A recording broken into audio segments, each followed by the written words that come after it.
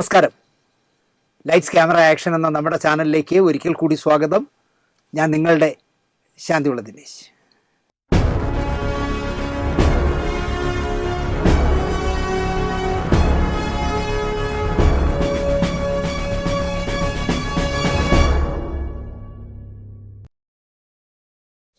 മകൻ ഒരു വലിയ സിനിമാ താരമാണെന്ന ഭാരം കൊണ്ടു നടക്കാത്ത അമ്മ. മകൻ്റെ ഓരോ ചലനവും ശ്രദ്ധിച്ചിരുന്നത് ആ അമ്മയായിരുന്നു. വീട്ടിൽ വർഷങ്ങളായി സൂക്ഷിക്കുന്ന മകൻ ഒരു വയസ്സോ എഴഞ്ഞൊക്കെ നടക്കുന്ന പ്രായം മുതലുള്ള ഫോട്ടോയുള്ള കുറേ ആൽബങ്ങളുണ്ടായിരുന്നു. അത് റീകോപ്പി ചെയ്യാനായി ഞാൻ വാങ്ങിക്കൊണ്ടുപോയി. 2 ദിവസം കഴിഞ്ഞ് തിരിച്ചു കൊടുക്കാമെന്നായിരുന്നു ഞാൻ വാക്ക് പറഞ്ഞിരുന്നത്. ഞാനല്ലേ ആള്. 4 നാൾ കഴിഞ്ഞിട്ടും അത് കൊണ്ടു കൊടുത്തില്ല. 4 ദിവസം കഴിഞ്ഞപ്പോഴേക്കും ആ അമ്മയ്ക്ക് വല്ലാത്ത ഉത്കണ്ഠയായി. അത് ശരിക്കും അറിഞ്ഞവനാണ് ഞാൻ.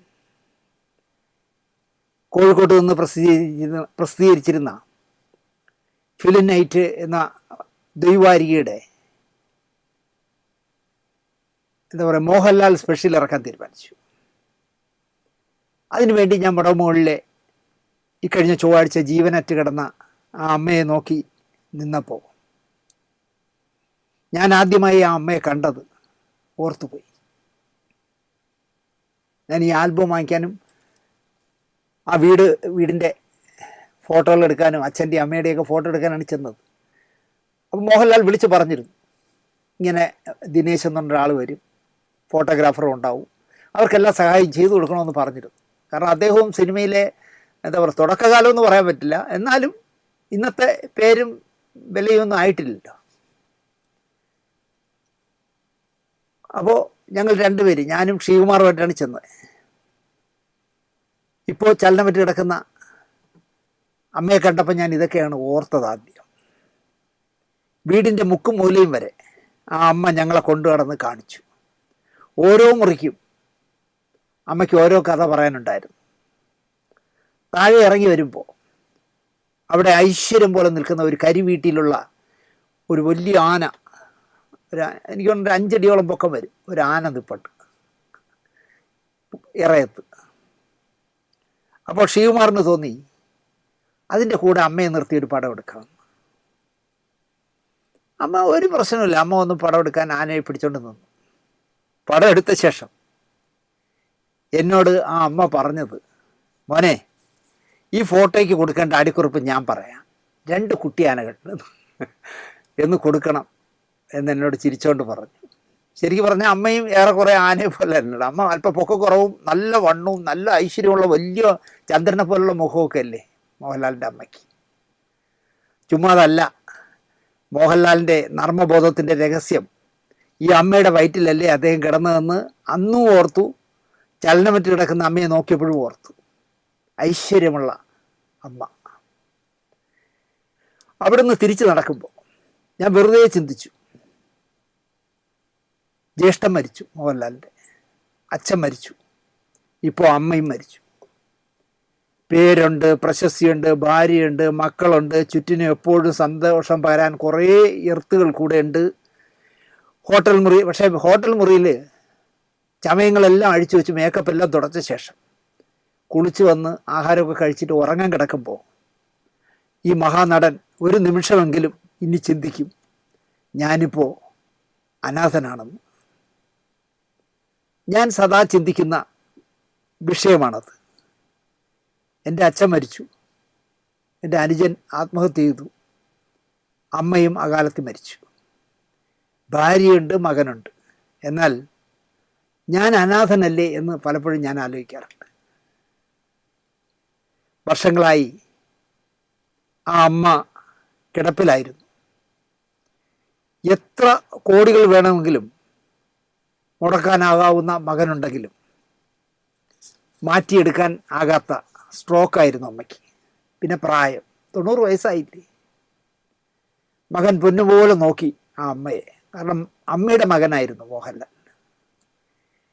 ഇടയ്ക്കെപ്പോഴോ കുറച്ച് നാൾ തിരുവനന്തപുരത്ത് കാർഷിക കോളേജിനടുത്ത് എവിടെയോ മോഹൻലാലിന് കെട്ടിടമുണ്ട്. അവിടെ കുറച്ച് ദിവസം വേറെന്തോ ട്രീറ്റ്മെൻറ്റുമായിട്ട് അമ്മയെ കൊണ്ടുവന്നിരുന്നു എന്ന് ആരോ എന്നോട് പറഞ്ഞു. അങ്ങനെ കിടക്കുന്ന അസുഖമായി കിടക്കുന്ന അമ്മയെ പോയി കാണാൻ ചെന്ന് അവരെ ശല്യപ്പെടുത്തണ്ടെന്ന് വിചാരിച്ചാണ് ഞാൻ തിരക്കി പോകാത്തത്. പലപ്പോഴും ഞാൻ ആലോചിച്ചൊരു കാര്യം, അമ്മ അസുഖബാധിതയായി പരിചരണക്കാരൻ്റെ സംരക്ഷണയിൽ കിടക്കുമ്പോഴും മലിക്കോട്ട വാലിബനൊക്കെ ചിത്രീകരിക്കാൻ രാജസ്ഥാനിലൊക്കെ പോയപ്പോൾ ക്യാമറയ്ക്ക് മുന്നിൽ നിന്ന ഈ മകൻ സ്വസ്ഥമായി നിന്ന് അഭിനയിച്ചിരിക്കുമോ എന്നാണ് എനിക്ക് സംശയം. സദാസമയം അമ്മയെപ്പറ്റി ആലോചിക്കുമ്പോൾ, രാജസ്ഥാൻ പോലെ ഇത്രയും ദൂരെ പോയി അഭിനയിക്കുമ്പോൾ അമ്മ അവിടെ സുഖമായിരിക്കുന്നോ, അമ്മയ്ക്ക് വല്ല അസ്കിതയുണ്ടോ എന്നൊക്കെ ചിലപ്പോൾ അദ്ദേഹം ആലോചിച്ചിരിക്കുക. അങ്ങനെ ആലോചിച്ചാൽ അഭിനയം മോശമാവും. അമ്മ എന്ന ചിന്ത മാറ്റിവെച്ച് ആ മകന് അഭിനയിക്കണമെങ്കിൽ എത്രമാത്രം മാനസിക സംഘർഷം വർഷങ്ങളോളം ആ മകൻ മനസ്സിൽ സൂക്ഷിച്ചിരിക്കാം. ഇതായിരുന്നു എൻ്റെ ചിന്ത. 11 ദിവസമാണ് ആകപ്പാടെ എൻ്റെ അമ്മ കിടന്നത്. 1 മാസത്തോളം അമ്മ അരി ഭക്ഷണം കഴിച്ചതേയില്ല. ഞാൻ ഒരു ഡോക്ടറെ കൊണ്ട് കാണിച്ചു. അമ്മയ്ക്ക് ശാരീരിക അവശതയല്ല, മാനസികമായ അവശതയാണ്. അല്ലേ അമ്മ എന്ന് ഡോക്ടർ ചോദിച്ചു, ഡോക്ടർ വിജയകുമാർ. അപ്പോൾ അനുജൻ ആത്മഹത്യ ചെയ്ത ശേഷം അനുജന് അമ്മ ഉച്ചയ്ക്ക് ചോറ് ഉരുട്ടി കൊടുത്തിട്ട് അമ്മയെ അവൻ നിർബന്ധിച്ച് കുളിക്കാൻ അയച്ചിട്ടാണല്ലോ അവൻ്റെ വീട്ടിലെ മുറി കയറി അവൻ തൂങ്ങി മരിച്ചത്. അവിടെ മുതൽ അമ്മ മാനസികമായ സംഘർഷത്തിലായിരുന്നു. അതേ തുടർന്ന് പിന്നെ അമ്മയ്ക്ക് കിട്ടിയ വലിയ മാനസിക പീഡനങ്ങളുണ്ട്. പക്ഷെ ഞാനത് പറയുന്നില്ല. താൻ ആർക്കു വേണ്ടി ജീവിച്ചോ? അവർ അമ്മയെ തള്ളി പറഞ്ഞതിൻ്റെ ആഘാതമാണ് എൻ്റെ അമ്മയുടെ അകാലത്തിലുള്ള മരണം. നിന്നോടൊരു കാര്യം പറയാനുണ്ട്, പറയാം എന്ന് മാത്രം അമ്മ എന്നോട് പറഞ്ഞ് അവസാനിപ്പിച്ച എന്തോ ഒരു രഹസ്യം അമ്മയുടെ മനസ്സിലുണ്ടായിരുന്നു.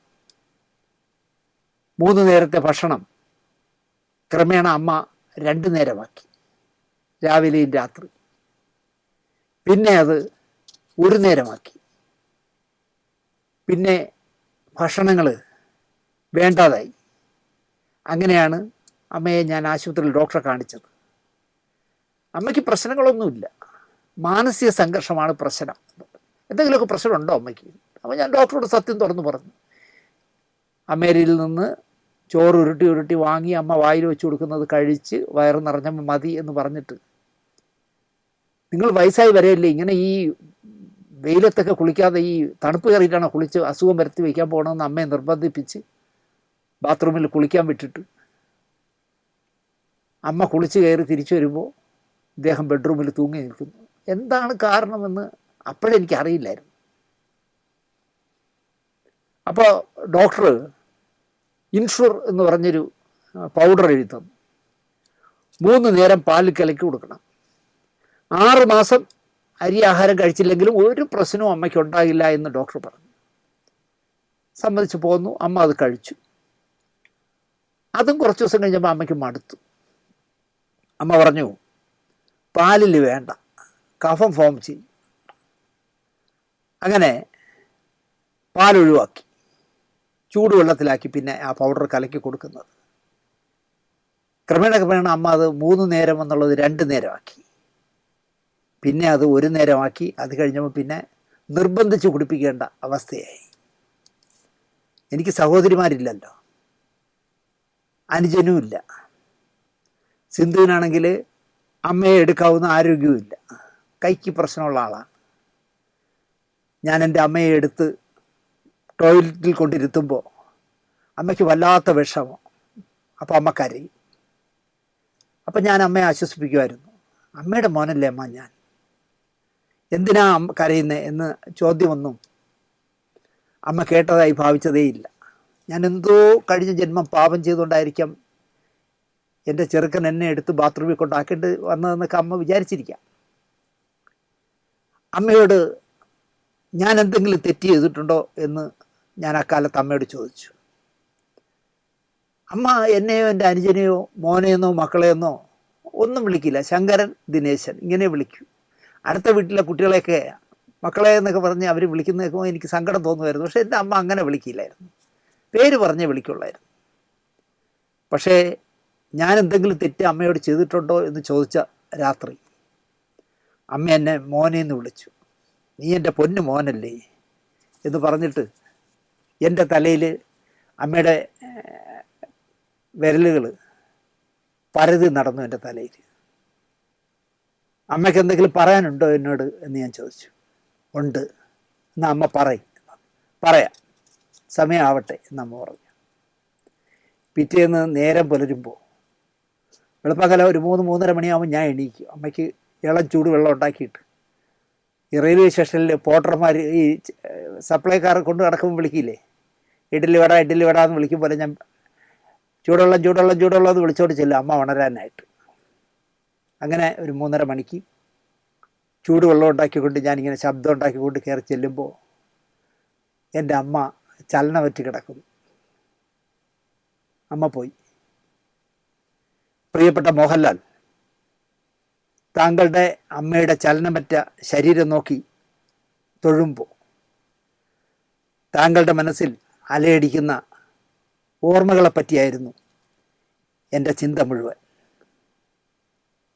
ആൻ്റണി പെരുമ്പാവൂര് എന്നെ താങ്കളുടെ അടുത്ത് എത്തിച്ചപ്പോൾ ഞാൻ അദ്ദേഹത്തെ നോക്കി തൊഴുതു. പക്ഷേ അദ്ദേഹം എന്നെ കണ്ടപ്പോൾ കൈ നീട്ടാണ് ചെയ്തത്, ഷേക്ക് ഹാൻഡ് തരാൻ. അതിനിടയ്ക്ക് ഞാൻ തൊഴുതപ്പോൾ അദ്ദേഹം കൈ പിൻവലിച്ചു. ഞാൻ തൊഴുത ശേഷം ഞാൻ കൈ നീട്ടി. അപ്പോൾ അദ്ദേഹം എനിക്ക് കൈ തന്നു. ആ കൈകൾക്ക് നല്ല ചൂടായിരുന്നു. എനിക്ക് തോന്നുന്നു മനസ്സിലെ സംഘർഷമായിരിക്കാം, നല്ല ചൂടായിരുന്നു ആ 2 കൈകൾക്ക്. ഒരു മുഖത്ത് മായാതെ നിൽക്കുന്ന ഒരു പുഞ്ചിരിയോടെയാണ് മോഹൻലാൽ എല്ലാവരെയും സ്വീകരിച്ചത്. ചിലരെ കെട്ടിപ്പിടിച്ചു, ചിലരൊക്കെ ഷേക്ക് ഹാൻഡ് എടുത്തു, ചിലരെ നോക്കി തൊഴുതു, ചിലരെ കൂടെ ഇരുന്നു. പക്ഷെ ആ ചിരി മാഞ്ഞിട്ടേ ഇല്ലായിരുന്നു മോഹൻലാലിൻ്റെ. അമ്മയ്ക്ക് 90 വയസ്സായി, വർഷങ്ങളോളമായി കിടപ്പിലാണ്.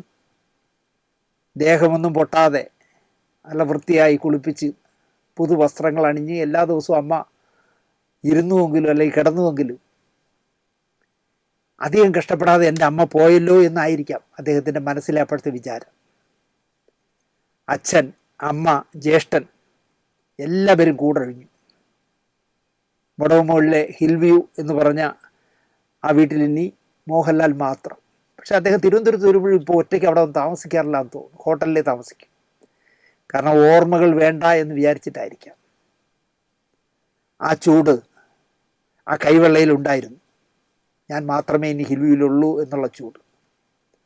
സ്വർഗവാതിൽ ഏകാദശി ദിവസമാണ് ലാലേട്ടൻ്റെ അമ്മ മരിച്ചത്. അതുകൊണ്ട് തന്നെ പറയാം, പുണ്യവതിയായ അമ്മയായിരുന്നു അവർ. കാരണം ഇനി ഈ സ്വർഗവാതിൽ ഏകാദശി ദിവസം മരിക്കുന്നവർക്ക് ജീവിതത്തിൽ ഇനി അവരുടെ ആത്മാവിന് പുനർജന്മമില്ല. അപ്പം നല്ല ദിവസത്തിലാണ് 90 വയസ്സുകാരിയായ ശാന്തകുമാരി അമ്മ എന്ന മലയാളത്തിന് പ്രശസ്തനായ, മലയാളിക്ക് അഹങ്കരിക്കാവുന്ന തരത്തിലുള്ള ഒരു മകനെ സമ്മാനിച്ച അമ്മ വിട പറഞ്ഞത്. ആ അമ്മയ്ക്ക് മനസ്സിൽ തട്ടി എൻ്റെ ആത്മാഞ്ജലി നേരുന്നു. അടുത്ത കഥ. കഴിഞ്ഞ വാരഫലം കണ്ടിട്ടുള്ളവരെല്ലാം ഓർക്കുമെന്നാണ് എൻ്റെ വിശ്വാസം. ഞാനൊരു കാര്യം പറഞ്ഞു. പേരും പ്രശസ്തിയും പണവും ഒക്കെ വന്നു ചേരുമ്പോൾ ചിലർക്ക് കൊഴുപ്പ് കൂടും. നെഞ്ചിൻ്റെ ഇടയ്ക്കർ കുത്തു എന്നാണ് തിരുവനന്തപുരത്ത് പറയാറ്. എൻ്റെ കാലിനടിയിലാണ് ഇനിയെല്ലാം എന്ന് ചില അല്പന്മാർക്ക് തോന്നും. ഈ പരമ്പര തീരുന്നതോടെ എൻ്റെ കട്ടയും പടവും മടക്കും എന്നറിയാതെ ജാട കാണിക്കുന്ന എത്രയോ സീരിയൽ അഭിനേതാക്കളുണ്ട്. ഞാൻ കാണുന്നതാണ് പലരെയും നേരിൽ. അവർ വിചാരിക്കുന്നത് രാത്രി 7 മണിക്ക് പോകുന്ന 1000 എപ്പിസോഡായ സീരിയലിലെ നായകനായ ഞാനാണ് ഇനി മലയാള സീരിയൽ രംഗവും പിന്നെ മലയാള സിനിമയും അടക്കി ഭരിക്കാൻ പോകണമെന്നൊക്കെ മണ്ടന്മാർ വിചാരിക്കും. അതിൻ്റേതായ എല്ലാ പത്രാസും കാണിക്കും. അന്തൻ്റെ കണ്ണാടി വാങ്ങിച്ച് തലയിലൊക്കെ വെച്ച് ജാട ഡ്രസ്സൊക്കെ ഇട്ടിങ്ങനെ നടക്കും, ഞാനല്ലേ എന്നൊക്കെ പറഞ്ഞിട്ട്. അപ്പോഴാണ് ഈ ലഹരിയൊക്കെ ആവശ്യത്തിലധികം ഉപയോഗിക്കുകയൊക്കെ ചെയ്യുന്നത്. ക്ഷീണനാരുടെ ഫ്ലവേഴ്സിലെ ഉപ്പും മുളകും തുടക്കം മുതൽ കാണുന്ന ഒരു പ്രേക്ഷകനാണ് ഞാൻ. അതിൽ സിദ്ധാർത്ഥ് പ്രഭു എന്നൊരു വിദ്വാൻ ഉള്ളത് ഞാൻ അറിഞ്ഞത് ഇക്കഴിഞ്ഞ ക്രിസ്മസിൻ്റെ തലേന്ന് 24-ാം തീയതി വെള്ളമടിച്ച് പൂക്കുറ്റിയായി കാർ ഓടിച്ച് വഴിനീളെ ലോട്ടറി വിറ്റ് നടക്കുന്ന ഉപജീവന മാർഗം കണ്ടെത്തുന്ന ഒരു പാവം തമിഴനെ ഇടിച്ചിട്ട് നാട്ടുകാരുടെ മെക്കിട്ട് കയറി അവർ പിടിച്ച് കാലിൽ കെട്ടിയിട്ട് പോലീസിനെ അറിയിച്ച് പോലീസ് എത്തി അവരോടും മെക്കിട്ട് കയറി ബഹളം ഉണ്ടാക്കിയപ്പോഴാണ് ഇങ്ങനെ ഒരു മഹാൻ മലയാള സീരിയൽ രംഗത്തുണ്ട് എന്ന് ഞാൻ അറിയുന്നത്. അതിൻ്റെ പിന്നാലെ വേറൊരു വിദ്വാൻ വന്നു. എല്ലാം ഉഗ്രം ബാച്ചുകളാണ്. അവനാണെങ്കിൽ മലയാളത്തിലെ മലയാളികളെ മുഴുവൻ സദാചാരം പഠിപ്പിച്ചേ പിൻവാങ്ങും. സാറും ഒരു സീരിയൽ പ്രഭു തന്നെ. ഒരുത്തൻ മദ്യപിച്ച് ബോധമില്ലാതെ കാർ ഓടിച്ച് ഒരുത്തനെ മൃതപ്രായനാക്കിയാൽ, പോലീസിനെ മാന്തിയാൽ അവനെ പിടിച്ച് കെട്ടിയിടുന്നതാണോ നമ്മുടെ സംസ്കാരം എന്നൊക്കെയായിരുന്നു ഈ രണ്ടാമത് വന്ന വിദ്വാൻ്റെ ചോദ്യം. അട്ടഹാസം എന്ന് പറയാം.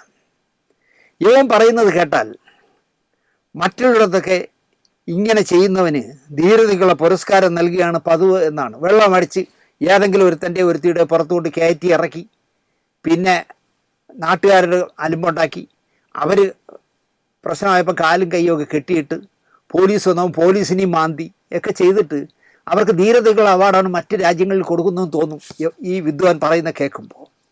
കൈയും കാലും ചവിട്ടി ഓടിക്കണമായിരുന്നു എന്ന് ഞാൻ പറയും. ഇനി അവ അഭിനയിക്കരുത് ക്യാമറ മുന്നിൽ. പോലീസ് എത്തുന്നതിന് മുമ്പേ കൈയും കാലിനും ചവിട്ടി ഓടിക്കണമായിരുന്നു.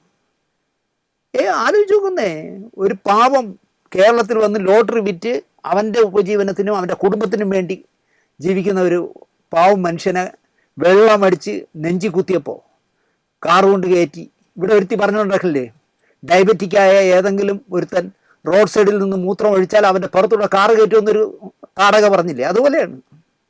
ഇവനെ ഈ ഐറ്റംസുകളൊന്നും സഹകരിപ്പിക്കരുത് എന്നാണ് എനിക്ക് പറയാനുള്ളത്. മദ്യലഹരിയിൽ കാർ ഓടിച്ച് ഇടിച്ചിട്ട ആ പാവം മനുഷ്യൻ മരിച്ചു ഇന്നലെ. 52 വയസ്സുകാരനായ തമിഴനായ തങ്കരാജാണ് ആ ഹതഭാഗ്യം. മനഃപൂർവ്വമല്ലാത്ത നരഹത്യക്ക് കേസെടുക്കുമായിരിക്കും. ആത്മ എന്ന ടെലിവിഷൻ നടീനടന്മാരുടെ സംഘടനയുടെ ചെയർമാനാണ്, ഞാൻ കഴിഞ്ഞ ആഴ്ചയും പറഞ്ഞതാണ്, മന്ത്രി KB ഗണേഷ് കുമാർ. ഈ പ്രഭു സിദ്ധാർത്ഥ് പ്രഭു എന്ന് പറഞ്ഞ ഈ അലവലാതി ആത്മയിൽ മെമ്പർഷിപ്പ് ഉള്ളവനാണോ എന്ന് എനിക്കറിയില്ല. അപ്പോൾ ആത്മയിലെ മെമ്പറാണ് എന്നുള്ളതിൻ്റെ ഒരു ഇത് വച്ചിട്ട് ട്രാൻസ്പോർട്ട് വകുപ്പ് മന്ത്രിയായ ഗണേഷ് കുമാറിൻ്റെ ഓഫീസിൽ നിന്നും RTOയെ വിളിച്ചിട്ട് അല്ലെങ്കിൽ പോലീസിനെ വിളിച്ചിട്ട് അതൊരബദ്ധം, കയ്യബദ്ധം പറ്റിയതാണെന്ന് പതുക്കങ്ങ് എഴുതണം എന്ന് വിളിച്ചു പറയുമോ എന്ന് എനിക്ക് സംശയമുണ്ട്.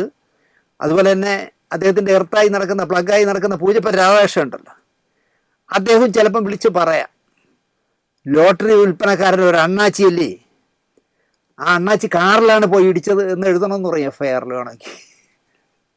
അങ്ങനെ ചെയ്യും.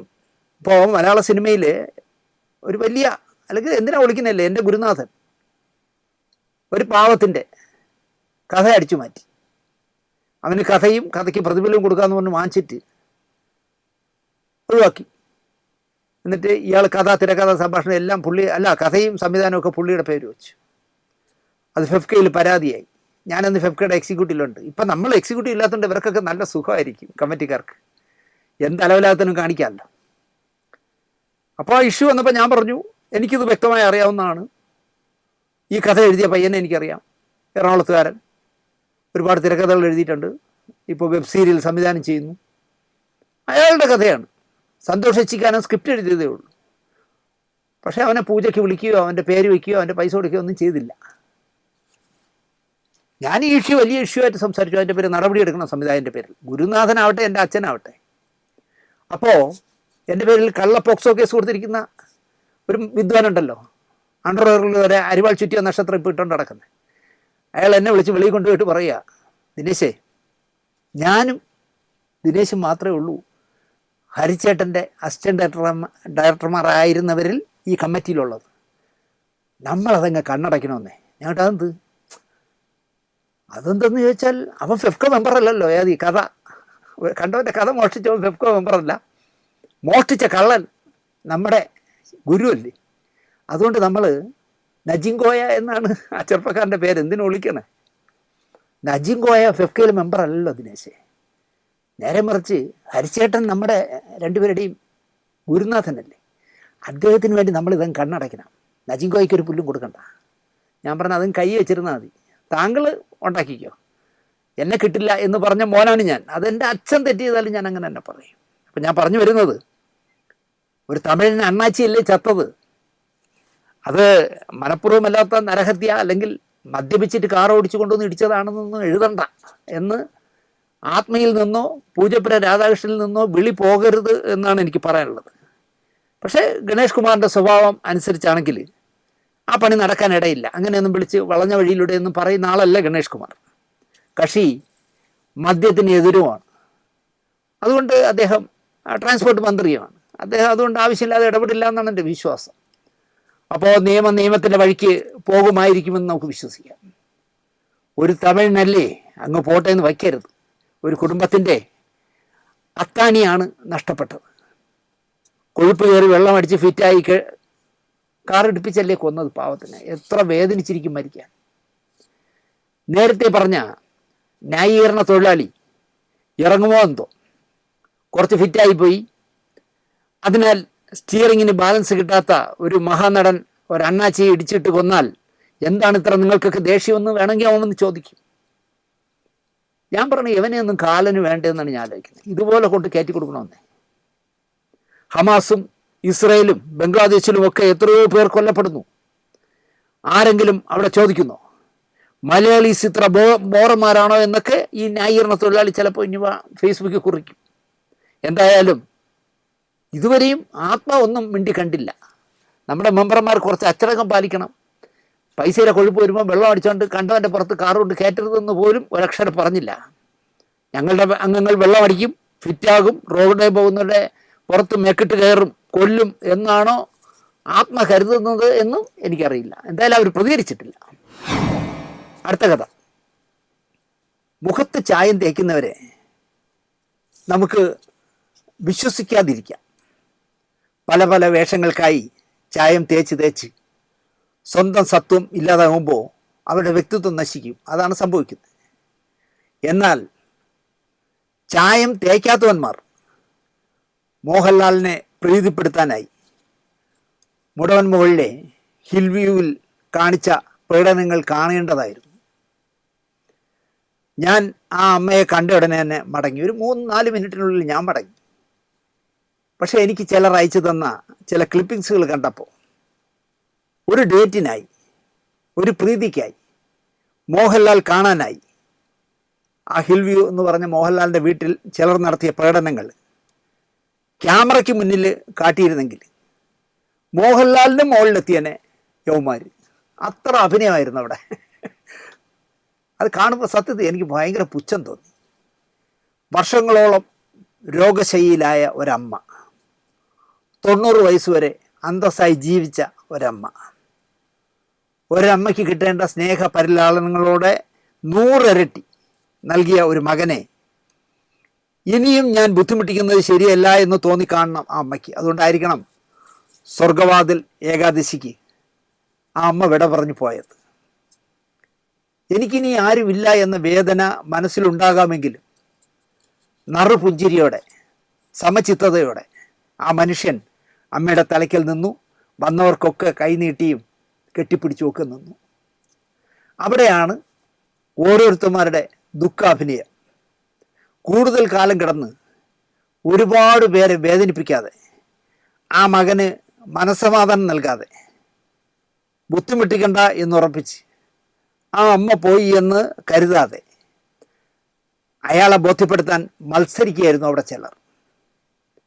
ഗോലി കണ്ണടയുള്ള കണ്ണടയും വെച്ച് പ്രണവിനെ അവൻ്റെ വീട്ടിൽ, മോഹൻലാലിൻ്റെ വീടെന്ന് പറയുമ്പോൾ പ്രണവിൻ്റെ വീടാണല്ലോ, പ്രണവിനെ അവൻ്റെ വീട്ടിൽ വാ ഇരിക്കി എന്ന് പറഞ്ഞ് പിടിച്ചിരുത്തുന്നത് വരെ എനിക്ക് ഈ വീഡിയോയിൽ കാണേണ്ടി വന്നു. എന്ത് ചെയ്യുമെന്ന് എനിക്കറിയില്ല. സാറ് വിട്ടൊക്കെ നിൽക്കുന്ന കണ്ടാൽ ആ അഭ്യാസമൊക്കെ കാണേണ്ട കാഴ്ചയാണ്. ഏതോ സിനിമയിൽ എന്താ സജി ഇതൊക്കെ എന്ന് ആരോ ചോദിച്ചതുപോലെ എനിക്ക് തോന്നുന്നു കുമ്പളങ്ങി നൈസിലാണെന്നു. ഞാനത് ആ ഡയലോഗാണ് അപ്പോൾ ഓർത്തത്, എന്താ സജി എന്നുള്ള. ഒരടുത്ത സുഹൃത്ത് മരിച്ചപ്പോൾ പോകുന്നില്ലേ എന്ന് മധുസാറിനോട് ഒരാൾ തിരക്കി. ഇല്ല, എനിക്ക് നടക്കാൻ കഴിയില്ല. ഞാൻ വാക്കർ കുത്തി നടക്കുന്നത് മറ്റുള്ളവർ കാണുന്നത് എനിക്കിഷ്ടമല്ല. പിന്നെ എന്താണെന്ന് വെച്ചാൽ ഞാൻ ചെന്നില്ല എന്ന് അവൻ അറിയില്ലല്ലോ, അവൻ പോയില്ലേ എന്നാണ് മധുസാർ മറുപടി പറഞ്ഞത്. എത്ര അർത്ഥവത്തായ മറുപടിയായിരുന്നു അത്. കാപട്യമില്ലാത്ത ഒരാളിന് മാത്രമേ ഇങ്ങനെ പറയാനാവൂ. ശ്രീനിവാസൻ മരിച്ചു പോയതുകൊണ്ട് ശ്രീനിവാസൻ ഇനി ഒന്നും അഭിനയിക്കാനോ ഒന്നിനും വിളിക്കൂലല്ലോ. ഇനി അദ്ദേഹം പോയില്ലേ. കഴിഞ്ഞ വാരഫലത്തിൽ പറഞ്ഞ പോലെ ഉറപ്പായും ചെല്ലേണ്ടവന്മാർ എന്താ പറയുക, ശ്രീനിവാസൻ വിട പറഞ്ഞപ്പോൾ ചെന്നില്ല പലരും, കുറച്ച് പേരേ ഉള്ളൂ. ശ്രീനിവാസൻ്റെ ഭാര്യയോ മക്കളോ പരാതിയും പറഞ്ഞില്ല. നമ്മൾ പറയുന്നത് എത്ര അച്ചട്ടാണെന്ന് നോക്കിയേ. സുരേഷ് ഗോപി ശ്രീനിവാസൻ്റെ വീട്ടിലെത്തി, കുഴിമാടത്തിൽ ചെന്ന് പ്രാർത്ഥിച്ചു, വീട്ടുകാരോട് സംസാരിച്ചു പിരിഞ്ഞു. മോഹൻലാലിൻ്റെ അമ്മ മരിച്ചത് അറിയേണ്ട താമസം കാറിലും വിമാനത്തിലും ഓടിയും കിതച്ചും ഒക്കെ ഒരുമാതിരിപ്പെട്ടവന്മാരൊക്കെ അച്ചിയും കൂട്ടി എത്തി. അച്ചിയെ കൊണ്ടിരും കേട്ടോ ഇങ്ങനെയൊക്കെ ഉള്ളെടുത്ത്. കാരണം മോഹൻലാൽ കാണാനാണ് കുടുംബസമേതം എത്തിയെന്ന്. മോഹൻലാൽ കാണുകയല്ലേ എല്ലാം. ഇതാണ് സിനിമ. അപ്പം കാണുന്നവനെ കാര്യസാധ്യത്തിനായി അപ്പാന്ന് വിളിക്കുന്ന ഐറ്റംസുകളാണ് ചായമിടുന്നതിൽ ഭൂരിപക്ഷമെന്ന് എനിക്ക് ഈ വീഡിയോകളൊക്കെ കണ്ടപ്പോൾ തോന്നി. ചില നടികളാണെങ്കിൽ കാറിൽ വന്നിറങ്ങിയ പ്രണവിന് വീടറിഞ്ഞൂടെ എന്ന് വിചാരിച്ച് തള്ളിക്കൊണ്ടു പോകണം പ്രണവിനെ. അയാളാണെങ്കിൽ വളരെ മാന്യമായിട്ട് ജീവിക്കുന്ന പയ്യനാണല്ലോ. അയാൾ അച്ചമ്മ മരിച്ചല്ലോ എന്നുള്ള ദുഃഖത്തിൽ ഒരുപാട് കാലം ലാളിച്ച് എടുത്തുകൊണ്ടൊക്കെ നടന്ന അമ്മുമ്മയല്ലേ, അച്ചമ്മയല്ലേ. ആ വിഷമത്തിൽ അയാൾ വന്നിറങ്ങി വീട്ടിലേക്ക് കയറുമ്പോൾ പുറകിൽ നിന്ന് 2-3 നടിമാർ തള്ളാണ്. ഇവന് നടക്കാറുണ്ടാത്ത പോലെ. എന്തെല്ലാം കാണണം എന്നാലോചിച്ച് നോക്കി. പ്രത്യേകിച്ച് മെയിൻ സ്ട്രീമിൽ നിൽക്കുന്ന ആരുടെയെങ്കിലും ബന്ധുക്കൾ മരിക്കുമ്പോഴാണ് നമ്മളെ സിനിമാക്കാരുടെ അഭ്യാസം മുഴുവൻ നമുക്ക് കാണാൻ പറ്റുന്നത്. ഈ എപ്പിസോഡിൽ ഒരു കഥ കൂടി പറയാം.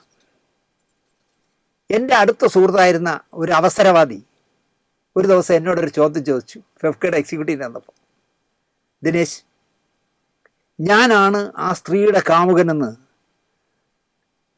ദിനേശ് വിശ്വസിക്കുന്നുണ്ടോ? എന്നോട് ചോദിച്ച ചോദ്യമാണ്. എല്ലാവരും പറയുന്നു. അപ്പോൾ ദിനേശ് വിശ്വസിക്കുന്നുണ്ടോ ഞാനാണ് ഈ പറഞ്ഞ താടകയുടെ കാമുകനെന്ന് വിശ്വസിക്കുന്നുണ്ടോ? ഞാൻ പറഞ്ഞത് താങ്കൾ ഒഴിച്ച് മലയാള സിനിമ ഒന്നടങ്കം അത് സത്യമാണെന്ന് വിശ്വസിക്കുന്നു എന്നാണ് ഞാൻ മറുപടി പറഞ്ഞത്. പിന്നെ അയാൾ എന്നോടൊന്നും ചോദിച്ചില്ല, അറിയാത്തോലങ്ങി ഇരുന്നളഞ്ഞ് ചമ്മിപ്പോയി. ഇവിടെ മലയാള സിനിമയിലെ 99.99 പേർക്കും അറിയാം ഇയാളെക്കാളും പ്രായം കൂടിയ താടകയുമായിട്ട് ഇയാൾക്ക് അഭിഹിത ബന്ധം, സ്നേഹബന്ധം, കോപ്പ് തേങ്ങയൊക്കെ ഉണ്ടെന്ന്. അയാൾ എന്നോട് ചോദിക്കുകയാണ്, ഞാനാണ് ആ കാമുകനെന്ന് ദിനേശിന് സംശയമുണ്ടോ? എന്താ ഇത് ഇങ്ങനെയല്ലേ മറുപടി പറയണ്ടേ? ഞാൻ പറഞ്ഞു താങ്കൾ ഒഴിച്ച് ബാക്കി എല്ലാവർക്കും അറിയാം മലയാള സിനിമയിൽ. ഇയാൾ അക്കാലത്ത്, ഇപ്പോൾ വരില്ല, അക്കാലത്ത് അടിക്കടി തലസ്ഥാനത്തെത്തും. ഒരു 2 മാസം ഒരു ഫ്ലാറ്റിൽ താമസിച്ചാൽ എന്നെ വിളിച്ച് അങ്ങോട്ട് വരാൻ പറയുമ്പോൾ ഞാൻ ഇന്നടത്തല്ലേ എന്ന്, അല്ല ഞാൻ അവിടെ നിന്ന് മാറി എന്ന് പറയും. കാരണം ഓരോയിടത്തും മറ്റേ ഈ താടക വരുന്നതുകൊണ്ടേ ഫ്ലാറ്റ് കയറി ഒഴിയാൻ. പണി നന്നായി മേശരി, നാളെ മുതൽ വരട്ടാന്ന് പറഞ്ഞല്ലേ. നന്നായി വാടകയൊക്കെ കൃത്യമായിട്ട് തരുന്നുണ്ടല്ലോ, പക്ഷേ ഇവിടെ ഈ പണി നടക്കില്ല, പൊയ്ക്കോ എന്ന് പറഞ്ഞാൽ അടുത്ത ഫ്ലാറ്റിലേക്ക് മാറും. അങ്ങനെ കുറേ ഫ്ലാറ്റിൽ തിരുവനന്തപുരത്ത് മാറിയിട്ടുണ്ട്. അപ്പോൾ ഇയാൾ എവിടെയാണ് പൊറുതി എന്ന് നോക്കുമ്പോൾ ആരോടൊപ്പമാണെന്ന് നന്നായി അറിയാവുന്ന മലയാള സിനിമയിൽ ഒരു ഊമക്കത്ത് നിന്ന് എംബോക്കി ഉണ്ടല്ലോ, ഊമക്കത്ത്, ഊമഫോൺ, ഊമ പോസ്റ്റർ ഒട്ടിപ്പ് ഒക്കെ നടത്തുന്ന ഒരുത്തമുണ്ടല്ലോ. ഒരു ദിവസം ഈ ഊമക്കത്ത് വീരൻ ഇയാളുടെ വീട്ടിൽ വിളിച്ച് ഇത് പറഞ്ഞു കൊടുത്തു. ഇപ്പോൾ വന്നാൽ നിങ്ങളുടെ കെട്ടിയവൻ്റെ പൊറുതി എവിടെയാണെന്ന് കാണിച്ചു തരാം എന്ന് പറഞ്ഞു കൊടുത്തു. അതോടെ ബുദ്ധിമാനായ അല്ലെങ്കിൽ വക്രബുദ്ധിയുള്ള ഈ മനുഷ്യൻ ഊമക്കത്ത് വീരനെ ഡയറക്ടേഴ്സ് യൂണിയൻ്റെ എക്സിക്യൂട്ടീവിലും പിന്നെ 3 വർഷം കഴിഞ്ഞപ്പോൾ വൈസ് പ്രസിഡൻറ്റും ആക്കി. അങ്ങനെ പ്രശ്നം പരിഹരിച്ചു. അയാളുമായിട്ടുള്ള എതിർപ്പ് അവസാനിപ്പിച്ചു. പിന്നെ ഒരു തലവേദനയും ഇദ്ദേഹത്തിനുണ്ടായില്ല, നേതാവിന്. ഇതും സിനിമാക്കാർക്ക് എല്ലാവർക്കും അറിയാം. നിങ്ങൾ ഈ ഊമക്കത്ത് വീരനെ കൂടെ കൂട്ടിയിട്ട് ഫെഫ്ക ഉണ്ടാക്കാനായിട്ട് മാസങ്ങളോളം വേർപ്പൊഴിക്കുക. ആ തലയിൽ മറ്റേ ഇത് വെച്ച് ബിഗും വെച്ച് കണ്ണുരുട്ടി റോസ് പൗഡറും, അയാൾ എനിക്ക് ഒരു തെറ്റും ചെയ്തിട്ടില്ല. പക്ഷെ അയാളെപ്പോലും പോടാ പുല്ലേ എന്ന് പറഞ്ഞിട്ട് തള്ളിപ്പറഞ്ഞ് ഫിഫ്റ്റിക്ക് വേണ്ടി നിന്ന ആ ദിനേശിനെ നിങ്ങൾ ശത്രുവാക്കിയല്ലേ? ഇങ്ങനെ ചോദിച്ചപ്പോൾ ഈ നേതാവ് പറഞ്ഞത്, എനിക്ക് മനസ്സമാധാനമാണ് വലുതെന്ന് തോന്നി, അതുകൊണ്ട് ഞാൻ ഈ ഫ്രോഡിനെ എൻ്റെ കൂടെ കൂട്ടി. അപ്പോൾ ഇതിൽ ആരാണ് ഫ്രോഡെന്ന് നിങ്ങൾ ആലോചിച്ചോ? എനിക്കിനി തലവേദന ഉണ്ടാവരുത്. അത് സംഘടനയ്ക്ക് വേണ്ടി അഹോരാത്രം പണിയെടുത്ത ദിനേശിനെ തള്ളി പറഞ്ഞാലും ശരി, ഞാൻ ഇയാളെ കൂടെ കൂട്ടി, അതുകൊണ്ട് എനിക്കിപ്പോൾ തലവേദനയില്ല. എൻ്റെ വീട്ടിൽ അനോണിമസ് കോൾ വരുന്നുമില്ല. ആരോടാ പറഞ്ഞതെന്ന് എനിക്ക് ഓർമ്മയില്ല. ഇദ്ദേഹത്തിന് ഓർമ്മ ഉണ്ടോ എന്ന് എനിക്ക് അറിഞ്ഞും കൂടെ. ഇദ്ദേഹം പറഞ്ഞതാണ് എന്നോട്, ഒരു നേതാവ്, അതുപോലുള്ള ഒരു നേതാവ് തന്നെയാണ് എൻ്റെ പറഞ്ഞത്. ദിനേശ് ഇങ്ങനെയാണ് പറഞ്ഞത് കേട്ടോ. വിശ്വസ്തനായ, സംഘടനയ്ക്ക് വേണ്ടി മുഖം നോക്കാതെ കർക്കശമായ നടപടികൾ എടുക്കുന്ന, നേരത്തെ പറഞ്ഞ ഗുരുനാഥൻ്റെ കഥമോഷണത്തിലടക്കം ഗുരുനാഥൻ്റെ കൂടെ നിൽക്കാതെ ശരിയുടെ പക്ഷത്ത് നിന്ന് ദിനേശിനെ നിങ്ങൾ ഒഴിവാക്കുകയും അല്ലെങ്കിൽ ദിനേശിനെ നിങ്ങൾ പാരവയ്ക്കുകയും ഈ ഫ്രോഡിനെ എടുക്കുകയും ചെയ്തെന്ന് എന്തിനെന്ന് ചോദിച്ചപ്പോഴാണ് പുള്ളി പറഞ്ഞത്, എനിക്ക് മനസ്സമാധാനം വേണം. എൻ്റെ വീട്ടിൽ ഇനി ഭാര്യയെ മോളെ എന്നും വിളിച്ച് തെറി പറയരുത്, ഞാൻ തിരുവനന്തപുരത്ത് എവിടെ കിടക്കണമെന്ന് പറയരുത്, അതുകൊണ്ട് ഞാൻ ചെയ്തതാണെന്ന് തുറന്നു പറഞ്ഞു ഇദ്ദേഹം. നല്ല സുഹൃത്തുക്കളായി, ഗീവ് ആൻഡ് ടേക്കായി അങ്ങ് പോകാമായിരുന്നു ഇദ്ദേഹത്തിനും ആ മൂപ്പത്തി കളവിക്കും കാമുകനും കാമുകിയായിട്ട്. അയാൾക്ക് വിദ്യാസമ്പന്നയായ നല്ല ഉദ്യോഗസ്ഥയായ ഒരു ഭാര്യയും വിദേശത്ത് നന്നായി പഠിച്ച ഒരു മകളുമുണ്ട് എന്ന് ഈ പ്രേമം തലയിൽ മൂത്ത് കയറി പടരാൻ ചെന്ന ചേച്ചിയുടെ പ്രായമുള്ള മഹതി കണ്ടില്ല. ഒടുവിൽ കുടുംബജീവിതം തകർക്കും ഈ പൂതന എന്ന് മനസ്സിലാക്കി അയാൾ പിരിഞ്ഞു. ഉഭയസമ്മത പ്രകാരം, ഇത് അണ്ടർലൈനിട്ട് കേട്ടോളേ, ഉഭയസമ്മത പ്രകാരം പിരിഞ്ഞു. തന്നേക്കാൾ പ്രായം കുറഞ്ഞ അന്തസ്സായി കുടുംബജീവിതം നയിക്കുന്ന ഒരാളെ കറക്കിയെടുക്കരുതായിരുന്നു. ഇവിടെ കുടുംബവും തേങ്ങയും മാങ്ങിയൊന്നും ഇല്ലാത്ത എത്രയോ കൂതറകൾ നടക്കുന്നുണ്ട്. അതിലേതെങ്കിലും ഒന്നിൽ കയറി ഇങ്ങ് പടർന്നാൽ പോരായിരുന്നു. അന്തസ്സായി ജീവിക്കുന്ന, ഇയാളെക്കാളും എന്താ പറയുക, സാമ്പത്തികമായി ഉന്നതിയിലുള്ള ഒരു കുടുംബത്തിൽ ചെന്ന് കല്യാണം കഴിച്ച് നല്ല അന്തസ്സായി ജോലി ചെയ്ത് ജീവിക്കുന്ന ഒരു ഭാര്യയും ഒരു മകളും ഒക്കെ ഉള്ള അതീ കയറി പടരുന്നതായിരുന്നു ഈ വിശാല ഹൃദയക്കാരി. എന്തായാലും കുറച്ചു കാലം നീണ്ട പൊറുതി അവസാനിച്ചു, അല്ലെങ്കിൽ അവസാനിപ്പിച്ചു. എന്നാ ചുമ്മാതിരിക്കുമോ? ഒരുത്തനെ കൊണ്ട് ആത്മകഥ എഴുതിച്ചു. സ്വന്തം പേര് വെച്ച് ആത്മകഥ, വേറെത്തനാണ് എഴുതിയത്, ആളിനെ എനിക്കറിയാം. ആത്മകഥയായി. ഈ ആത്മകഥയിൽ വായിച്ചു നോക്കണം നിങ്ങൾ. കൊച്ചി രായാവിൻ്റെ പേരക്കുട്ടിയായി വരും ഈ എഴുതിയവള്. കോഴിക്കോട് സാമൂതിരിയുടെ കുടുംബമാണ് എന്നും ആ പുസ്തകം വായിച്ചാൽ നിങ്ങൾക്ക് മനസ്സിലാവും. എവിടെ ഈ അച്ഛൻ ആരെന്ന് പോലും അറിയാത്ത കക്ഷിയാണ്. സഹോദരൻ ആര് എന്ന് ചോദിച്ചാൽ പറയും ബ്രൂണോ രാജാവിൻ്റെ മച്ചമ്പിയാണ് എൻ്റെ സഹോദരൻ എന്ന് പറയും. ഇങ്ങനെ ഓരോ വിടുവായുത്തനങ്ങളാണ് ആ പുസ്തകത്തിൽ എഴുതി വെച്ചിരിക്കുന്ന. അവാർഡും വാങ്ങിച്ച് തള്ളി മറിച്ചിരിക്കുകയാണ് പുസ്തകത്തിൽ. പ്രേം നസീർ പോലും വിളിച്ച് ചോദിക്കും എപ്പോഴാണ് അവിടുന്ന് സമയം അനുവദിക്കുന്നത് എന്ന്. ഞാൻ എപ്പോൾ വരണം എന്നെല്ലാം നസീർ ചോദിക്കുമായിരുന്നു എന്നൊക്കെ എഴുതി വിട്ടു. അതിലെ ഒരു ചാപ്റ്റർ കുടുംബവും ഭാര്യയും മകളും ഒക്കെയുള്ള കാമുകൻ ചതിച്ച കഥയാണ്. എന്നിട്ട് റിട്ടയർഡ് കാമുകൻ്റെ ജന്മനാ എതിരാളിയായ ഒരാളെ പുസ്തകം പ്രകാശനം ചെയ്യാനും ക്ഷണിച്ചു. അതിൻ്റെ ബാക്കി ഞാൻ പറയുന്നില്ല, കാരണം ഞാൻ ഇടപെട്ട കേസാണ്, അതുകൊണ്ട് പറയുന്നില്ല. ഇവിടെ ഒരു ചെറിയ കഥ പറയാം. എന്നെ സംശയമുണ്ടോ എന്ന് ചോദിച്ചതും നിങ്ങൾക്കൊഴികെ മറ്റെല്ലാവർക്കും സംശയമില്ല എന്ന് ഞാൻ ഉത്തരം പറഞ്ഞതും എങ്ങനെയോ ലീക്കായി. ഞാൻ പറഞ്ഞിട്ടില്ല. എന്തായാലും ഒരു നാൾ മലയാള സിനിമയിലെ കഴിഞ്ഞ 10-50 വർഷത്തിലധികമായി വിരാജിക്കുന്ന ഒരു സംവിധാന പ്രതിഭ എന്നെ കാണാനിടയായി. എന്നെ ഇടപെടാന്ന് വിളിക്കുന്ന, എനിക്ക് ഭയങ്കര ഇഷ്ടമാണ്, ഞാൻ ചേട്ടന് തുല്യം സ്നേഹിക്കുന്ന ആളാണ്. എന്നെ കണ്ടിടനെ ചോദിച്ചോടാ നീ ഇങ്ങനെ ഒരു കമൻറ്റ് പറഞ്ഞോ എന്ന് തിരക്കി എന്നോട്. അതായത് നിങ്ങൾക്ക് ഒഴിച്ച് മലയാള സിനിമയിലെ എല്ലാവർക്കും അറിയാം നിങ്ങളുടെ കാമുകയാണ് മറ്റുള്ളവർ എന്ന് എന്നോട് ചോദിച്ചു. ഞാൻ പറഞ്ഞു. ഞാൻ ചോദിച്ചു സത്യമല്ലേ സാറേ എന്ന് ചോദിച്ചു. സാറിന് അറിയില്ലേ എന്നായി ഞാൻ. അധികം പൊട്ടിച്ചിരിക്കാത്ത മനുഷ്യനാണ് അദ്ദേഹം, എപ്പോഴും ഗൗരവത്തോടെ നിൽക്കുന്ന മനുഷ്യനാണ്. അദ്ദേഹം എൻ്റെ മുന്നിൽ നിന്ന് തലതല്ലി ചിരിച്ചു. നിന്നെ സമ്മതിച്ചിരിക്കുന്നു, മുഖത്ത് നോക്കി നീ അത് പറഞ്ഞല്ലോ എന്നാണ് അദ്ദേഹം എന്നോട് മറുപടി പറഞ്ഞത്. അദ്ദേഹം എൻ്റെ മുന്നിൽ നിന്ന് പൊട്ടിച്ചിരിക്കുന്ന കാഴ്ച കണ്ട അതെന്തായിരിക്കും കാര്യമെന്ന് പലർക്കും പിടികിട്ടിയില്ല. കാരണം അങ്ങനെ ചിരിക്കുന്ന ആളല്ല. അതും വളരെ ജൂനിയറായ എൻ്റെ മുമ്പ് ഒന്ന് ചിരിക്കുക എന്നൊക്കെ പറഞ്ഞാലേ. പറയാൻ വന്നത്, ഭാര്യയുള്ളവനും ഭർത്താവില്ലാത്തവളുമായി,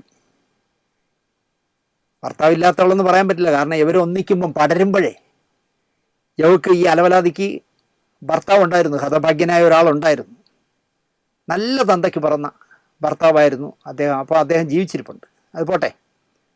ഇവർ രണ്ടും കൂടെ ഒന്നിച്ച് പൊറുതി നടത്തി പിരിഞ്ഞു.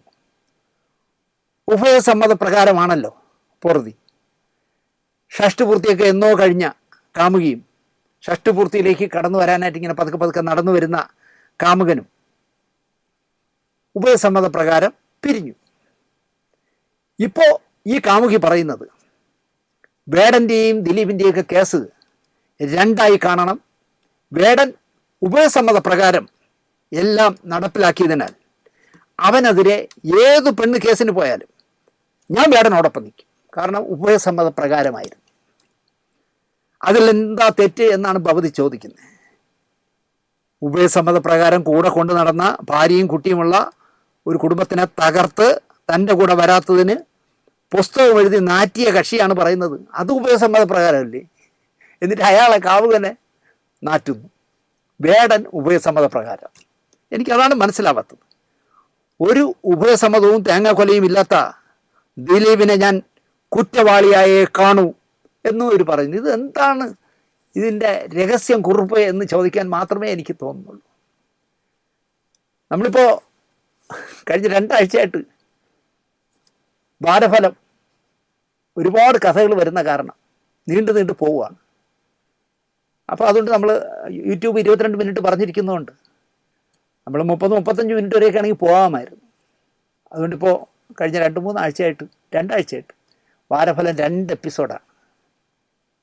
ഈ വാരഫലവും 2 എപ്പിസോഡാണ്.